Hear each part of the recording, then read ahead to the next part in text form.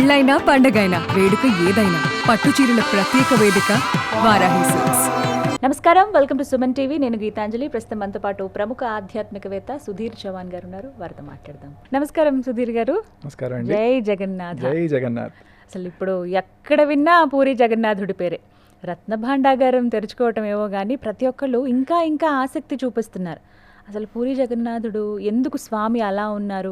అన్ని చోట్ల విగ్రహ రూపం అందంగా అలంకరించబడి ఎంతో సుందరంగా పూలమాలలు అవి వేసి ఇలా రకరకాలుగా కనపడతారు స్వామి. ఇక్కడేంటి ప్రత్యేకమని చాలామంది అంటే ఇప్పటి జనరేషన్ వాళ్ళు, ఇంకా పూర్తిగా తెలియని వాళ్ళు అందరూ కూడా తెలుసుకుంటూ ఉన్నారు. కానీ నాకు ఎప్పుడూ ఆశ్చర్యమే అక్కడ పూజా విధానం కానీ, స్వామివారికి సమర్పించేటువంటి నైవేద్యం కానీ, అక్కడ జరిగేటువంటి నిత్య కైంకర్యాలు ఏవైతే ఉంటాయో వాటి గురించి తెలుసుకోవాలనుకుంటున్నానండి. మరి వివరిస్తారా? తప్పకుండా. భగవంతుడి స్వరూపము దారు స్వరూపం. దారు అంటే చెక్క స్వరూపం అనమాట. ఇంద్రద్యుమ్న మహారాజు కాలంలో భగవంతుడు అక్కడ ప్రత్యక్షమయ్యాడని చెప్పేసి, అంతకుముందు నీలమాధవుడిలాగా నీలాద్రి పర్వతం మీద ఉండేవాడని చెప్పేసి ఇలాంటి కథనం ఒకటి ఉంటుంది. ఆ కథనం తర్వాత భగవంతుడు దారు స్వరూపంలోనే అక్కడ ఉన్నాడు అని చెప్పేసి ఇంద్రద్యుమ్న మహారాజు కట్టించిన ఆలయము. ఇంద్రద్యుమ్న మహారాజు యొక్క కథనము వారు బేసికల్గా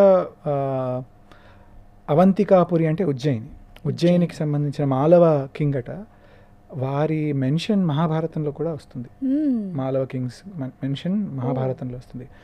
ఆ కాలం వారు, ఆ తర్వాతి కాలంలో వారు కట్టిన ఆలయము సుమారుగా 500 మీటర్స్ పెద్దగా ఉండేదట. దాని తర్వాత అనంతవర్మ అనేసి దాని తర్వాత వచ్చిన మహారాజు సుమారు 9th, 10th, 11th సెంచరీ, ఈ 3 సెంచరీస్లో ఈ జగన్నాథుడి ఆలయం అంచెలంచెలుగా కట్టబడిందని చెప్పేసి. కానీ మీరు చెప్పినట్టుగా చాలా విలక్షణంగా ఉంటుంది అక్కడ. స్వామి విగ్రహం చాలా అపురూపం. నిజానికి మీరు గమనిస్తే అంత పెద్ద పెద్ద కళ్ళు పెట్టుకొని స్వామి అందరినీ చూస్తారు. శంకరాచార్యులు అన్నట్టు జగన్నాథ స్వామి నయనపథగామి భవతుమే అన్నట్టు. మీరు రథయాత్రకు వెళ్ళండి, ఎక్కడైనా ఉండండి, భగవంతుడు కనబడతాడు. వారి కంటి చూపులో మనం పడిపోతాం. అటువంటి కళ్ళు జగన్నాథుడి. అంత అందమైన స్వరూపం. పెద్ద పెద్ద పెద్ద కళ్ళు చక్రాల్లా పెట్టుకొని అందరినీ చూసేస్తూ ఉంటాడు. మీరు రథయాత్ర వెళ్తే సాధారణంగా మీరు ఎక్కడున్నా రథం మీద ఉన్న స్వామి కనబడతారు. అంత పెద్ద స్వరూపం, మంచి దారు స్వరూపం. వారిని చక్కగా 12 years నుంచి 19 years మధ్యలో అధిక ఆషాఢ మాసం వచ్చినప్పుడు కొత్త విగ్రహాలు చేస్తారు. స్వామి లోపల బ్రహ్మ పదార్థం ఉంటుందని చెప్పేసి ఒక కథనం. సాలగ్రామ స్వరూపం. ఆ స్వరూపాన్ని మారుస్తారు. ఆ Daitapati particular community of people who are, వారికి మాత్రమే అవకాశం. వాళ్ళల్లో కూడా చాలా వృద్ధులైన వాళ్ళు, చాలా సేవ చేసిన వాళ్ళకే ఆ అవకాశం దొరుకుతుంది అనేసి. దాని తర్వాత యథాతథంగా ప్రతి సంవత్సరం జరిగే ఉత్సవాలన్నీ చాలా అద్భుతంగా జరుగుతాయి. భగవంతుడు పురిలో రోజు పొద్దున మేలుకొలుపు అంటే బాలభోగం ఇవన్నీ చక్కగా చేస్తారు. దంతధావనం చేయించి స్వామికి. స్వామి చెక్క స్వరూపం గనక ఆయనకు అభిషేకం ఉండదు అక్కడ. సంవత్సరంలో ఒక్కసారే జ్యేష్ఠ పౌర్ణమికి అభిషేకం చేస్తారు. ఆ అభిషేకానికి స్వామికి జ్వరం వచ్చేసి 15 రోజులు స్వామి ఆలయం మూసేసి వారికి మందులు అవన్నీ ఇవ్వడం, దాని తర్వాత రథయాత్ర అవ్వడం, ఇలాంటివన్నీ జరుగుతాయి కదా. అయితే పొద్దున్నే స్వామికి అభిషేకం రోజు నిత్య కైంకర్యం ఎలా చేస్తారు అంటే ఒక అద్దం పెడతారు. బ్రాన్స్తో చేసిన అద్దం ఒకటి ఉంటుంది. ఆ అద్దానికే ఉపచారాలు అభిషేకం అంతా చేసి దాని తర్వాత స్వామికి బాలభోగంలో మన పేలాల్లో బెల్లం కలిపినటువంటి పేలాలు, పెరుగు, వెన్న, ఇటువంటి చలువ చేసే పదార్థాలు లాంటివి పొద్దున నివేదనకు ఉంటాయి. దాని తర్వాత సుమారుగా 9-10 గంటలకి ఇంకొక నివేదన అవుతుంది. ఆ నివేదన తర్వాత అందరికంటే పెద్ద నివేదన 56 రకాల వంటలు స్వామికి రోజు ప్రతిరోజు రాజభోగంలో ఉంటుంది. 56 రకాలు, అన్నీ మట్టి కుండల్లో వండినవే. రోజుకి రోజు కొత్త మట్టి కుండలు. స్వామి కిచెన్ ఉంటుంది. మీరు ఎంటర్ అయిన తర్వాత లెఫ్ట్ సైడ్ లో కుమ్మరి వాళ్ళు కొన్ని కుటుంబాలు మీరు నిత్యము అలా సెట్ ఆఫ్ కుండలు మీకు కనబడుతూ ఉంటాయి వంట కోసం వాళ్ళు వాడే కుండలు. మరి ఆ కుండలు ఏం చేస్తారు? తర్వాత వాడేసుకున్న తర్వాత పగలగొట్టేయడం, మళ్ళీ కొత్త కుండలే, మళ్ళీ కొత్త దాంట్లోనే వంటలు వాడటం కానీ ఎవరికైనా ఇవ్వటం కానీ అలా ఏవైనా నూతనమే మళ్ళీ స్వామికి. ఏవి వాడిన వంట పాత్రలు ఉండవు, అన్ని కొత్త పాత్రల్లోనే స్వామికి రోజు 50 రకాల వంటలు అవుతాయి. ఆ భోగమండపం అని ఉంటుంది మీరు పురిలో వెళ్ళిన తర్వాత. ఆ భోగమండపంలోనే ఈ 56 రకాల పదార్థాలన్నీ తీసుకొచ్చి మధ్యాహ్న నివేదన ఉంటుంది, దాన్ని రాజభోగం అంటారు. ఆ పదార్థాల్లో మీకు పప్పు, కూర, మళ్ళీ పాఖాళ్ అనేసి ఒక వెరైటీ ఉంటుందన్నమాట, సద్దన్నం లాంటిది. ఇవి చాలా మన దాల్చిన చెక్క అంటారు కదా, సినిమన్ వేసిన రైస్ ఒక వెరైటీ ఉంటుంది, పచ్చడి ఉంటుంది, పాయసాలు ఉంటాయి, పిండి వంటలు ఉంటాయి, ఎన్నో రకాలు. అసలు పురి ప్రసాదము సాక్షాత్తు భగవంతుడే. మీరు ప్రపంచం మొత్తంలో ఎన్ని ఆలయాలున్నా ఖచ్చితంగా భగవంతుడు పురిలో తింటాడు. అసలు ఆయన భోగం అక్కడే. అసలు అద్భుతమైన రాజభోగం స్వామికి. పురాణాలు ఏం చెప్తున్నాయంటే, మీరు మనిషి జన్మ ఎత్తిన తర్వాత మోక్షం పొందాలి అంటే ఏం చేయాలి అంటే, రోజు జగన్నాథుడి ప్రసాదం తింటే చాలు.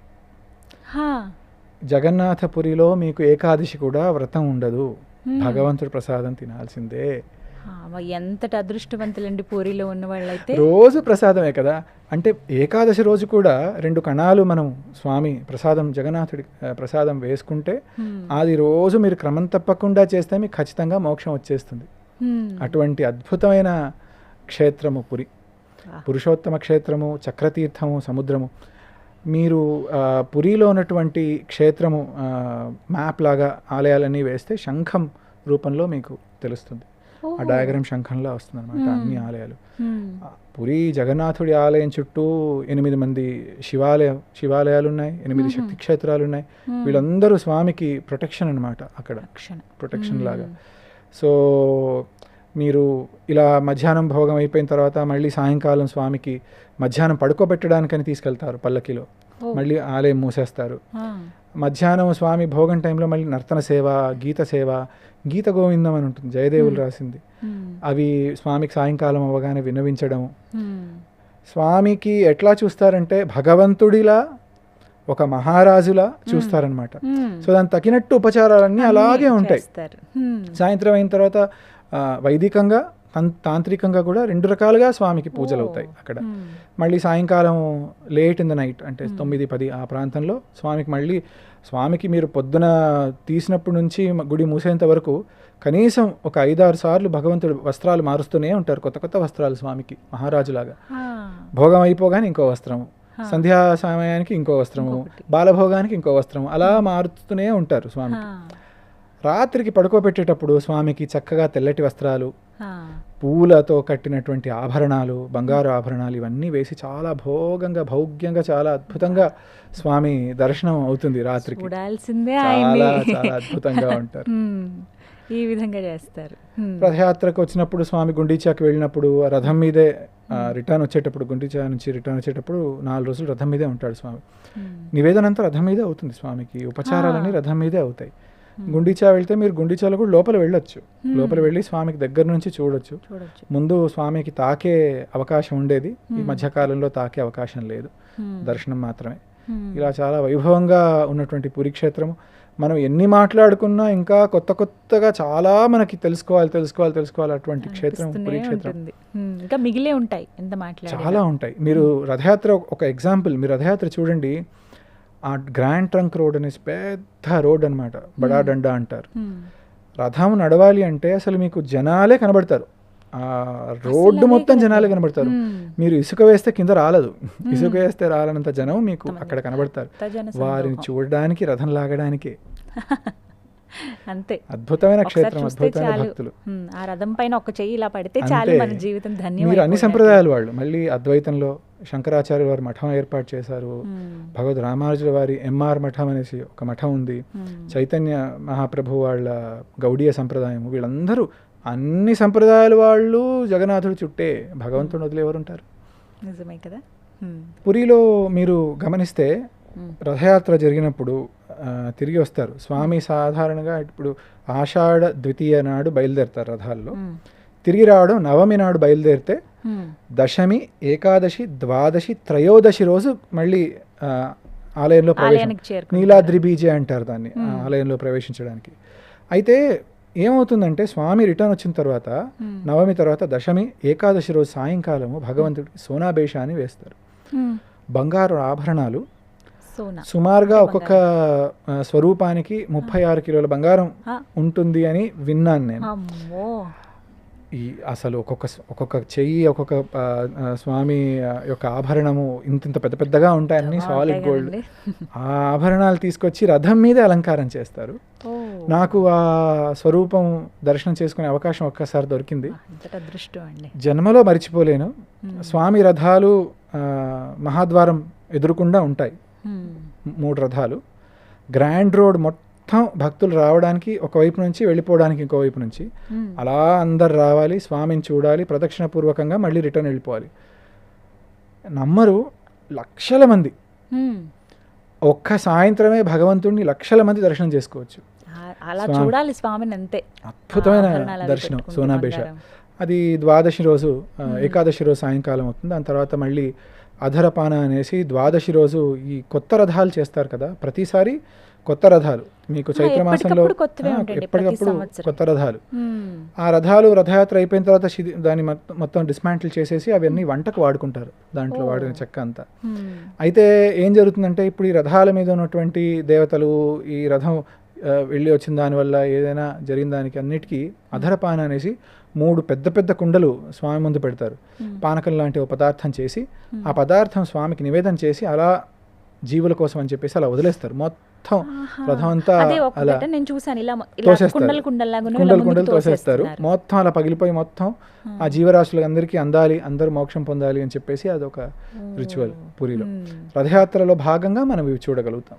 స్వామి అంటే అందరినీ ప్రేమిస్తారు కాబట్టి అలా ఆయన చూపించడం, ఆయన లీలలే ఇవన్నీ కూడా. కృష్ణ పరమాత్ముడు వల్లే చమత్కారి.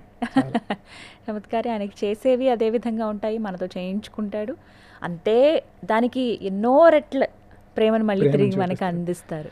జగన్నాథుడు గుడి నుంచి బయటికి రావడం కానీ అక్కడ only Hindus allowed, Indians are allowed, Hindus are allowed. అయితే చాలామంది ఇస్కాన్ సంబంధించిన వాళ్ళు, పాశ్చాత్య దేశం నుంచి వచ్చిన సన్యాసం తీసుకొని కృష్ణుడి కోసం జీవితం అర్పించిన వాళ్ళు కూడా వాళ్ళు ఎంటర్ చేయలేరు కనుక వాళ్ళు రథయాత్ర కోసమే ప్రత్యేకంగా వస్తారు స్వామిని చూడడానికి. స్వామి గర్భాలయం నుంచి బయటికి రావడానికి రథం ఎక్కే ముందు పాహండి అని ఉంటుంది. మనలాగా స్వామిని ఒక పల్లకి మీద కూర్చొని అందరు ఎత్తుకొని రావడం అలా ఉండదు. జగన్నాథుడు ఎలా అంటే ఆయన సేవ చేసే వాళ్ళందరితో కలిసి అలా నడుచుకుంటూ వస్తున్నట్టు పహండిలో ఆడుకుంటూ చక్కగా అలా వచ్చేస్తారు రథం మీదకి. బలరాముడు అలాగే వస్తారు, జగన్నాథుడు అలాగే వస్తారు. సుభద్రాదేవి మాత్రం చక్కగా with all respect she is brought తీసుకుని వస్తారు. భలే ఉంటుందండి ఆ సందర్భం. సంవత్సరానికి ఒక్కసారి జరిగిన ఎప్పుడెప్పుడా అని 1000 కళ్ళతో ఎదురు చూస్తాం. ఒక్క భగవంతుడే మూల విరాటే బయటకు వచ్చేస్తాడు. అసలు ఇంకెక్కడా లేనిది, ప్రపంచ వ్యాప్తంగా చూసుకుని ఎక్కడా లేని విధంగా అన్ని రోజులు అక్కడ ఉండడం. ఇంద్రద్యుమ్న మహారాజు గుండీచా ఆలయంలో మళ్ళీ వెళ్ళి మనకి అన్ని రోజులు దర్శనం ఇవ్వడం. ఎక్కడా లేని విధంగా అన్న, తమ్ముడు, చెల్లి దేవత చతుర్ధమూర్తి వారితో పాటు సుదర్శనుడు కూడా ఉంటాడు. ఇంకా ఎవరెవరు ఉంటారండి దేవతలు ఆలయంలో? మీకు విమలాదేవి, గోపాలుడు, నృసింహస్వామి సన్నిధి, మహాలక్ష్మి సన్నిధి, ఈ సన్నిధులన్నీ సుమారుగా 30 సన్నిధులు ఉన్నాయి. ఒక పెద్ద వటవృక్షం ఉంటుంది. ఆ వటవృక్షం కింద గణపతి, వటపత్రశాయి, చాలా చాలా పెద్ద ఆలయం అండి. మళ్ళీ ఆ గుడి వెనకాల కోయిలి వైకుంఠ అని ఉంటుంది. పాత విగ్రహాలు అంటే విగ్రహాలని అక్కడ పూడ్చి పెడతారు అని చెప్పేసి చెప్తారు. అలా చాలా ఆశ్చర్యాలు ఉంటాయండి పురిలో. అయితే చూడాల్సిందే, ప్రసాదం కోసమైనా వెళ్ళాలి. నిజమే, ప్రసాదం కోసమైనా వెళ్ళాలి. మీరు ఇందాక అన్నారుగా జీవితంలో ఒకసారి తిన్నా చాలు, అది ఆ భాగ్యం అని. అక్కడికి వచ్చే వాళ్ళు కూడా ప్రసాదం ఇన్ని రకాల భోగాలు వాళ్ళకు ఉంటాయి కదండి. మీరు అక్కడ ఆనంద్ బజార్ అని అక్కడ ప్రసాదాలు విక్రయిస్తారు. భగవంతుడికి నివేదన చేసిన ప్రసాదాలు విక్రయిస్తారు. అక్కడ ఎట్లా అంటే భగవంతుడికి నివేదన చేసిన తర్వాత విమలాదేవికి నివేదన చేస్తేనే అది మహాప్రసాదం అవుతుంది. దాని తర్వాత ఆనంద్ బజార్ అంటే అమ్మవారే శక్తిపీఠం, ఆ ఆలయంలోనే ఉపాలయంలా విమలాదేవి ఆలయం ఉంటుంది. ఆవిడికి జగన్నాథుడి ప్రసాదాలు తర్వాత అక్కడ ఆవిడ నివేదన చేసి అప్పుడు ఆనంద్ బజార్కి వస్తాయి. ఆనంద్ బజార్ అంటే ఆనందం పంచే మార్కెట్. ఆ మహాలక్ష్మి స్వీకరించిన తర్వాతే ఎవరికైనా సరే ఆ ప్రసాదాలంతా మనం అన్ని రకాలుగా మనం తీసుకోవచ్చు. చాలా మంది ఏం చేస్తారంటే స్వామికి నివేదన చేసిన అన్నం ఉంటుంది కదా, అవి ఎండబెట్టినవి కూడా అమ్ముతారు. భగవంతుడికి నివేదన చేసిన పరబ్రహ్మ స్వరూపమే కదా భగవంతుడి ప్రసాదం, సాక్షాత్ జగన్నాథుడి ప్రసాదం. అది మనం అందరం రోజు 2 కణాలు వేసుకున్న మోక్షం పొందుతాం. అంతకన్నా అదృష్టం ఏం కావాలి. రైట్, మాట్లాడదాం ఖచ్చితంగా పూరి గురించి, ఆ స్వామి లీలల గురించి తదుపరి ఎపిసోడ్లో. ధన్యవాదాలండి. జై జగన్నాథ్. జై జగన్నాథ్.